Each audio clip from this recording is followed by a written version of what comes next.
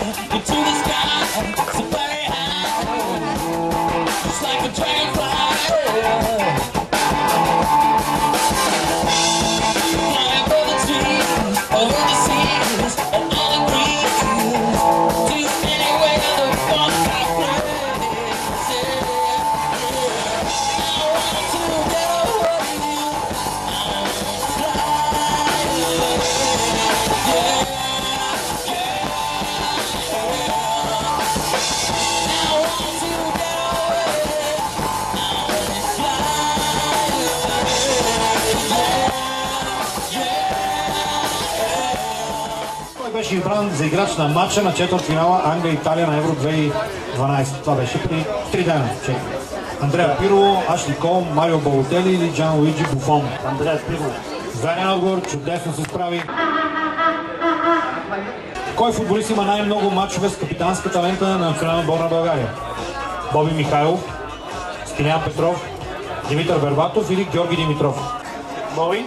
Верен отговор.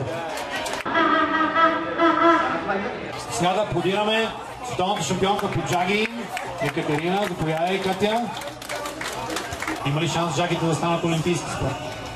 Ами мисля, че сме далече за сега. Станахме световни шампиони аз в Полша сега, април месец, на световните серии на Роберто Спорт. Това е масата, която е разположена там и на която играем ние българи. Аз често играя на джаги и се дразнат, когато въртат. Ма трябва ли да се върти? Това е тактиката, кажи да знаеш. Нямаш право да въртиш. Само до 360 градуса. Ударя снейк с китка.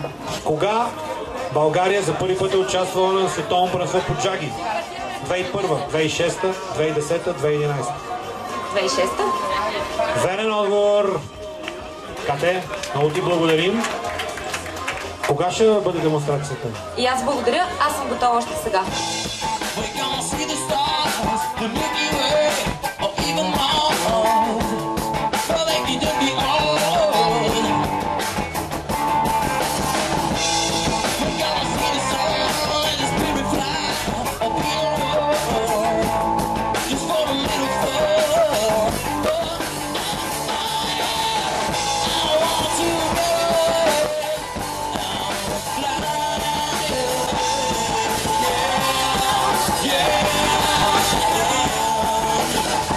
Дошли тук на летния пирен фестивал на Каменица. Днес първия полуфинал от Европейското първенство. Стеф, ти лично какво прогнозираш? Аз се надявам много да не заспиме тук, защото испанците като започнат да си цикват топката и... Ами, аз прогнозирам, че матчът ще е интересен, ако Португалия поведе. Нещо, което не е изключено, така че аз си мисля, че няма да се налага никой да заспива, освен ако прекали с бира. Моята прогноза е, че Испания ще разнищи Португалия.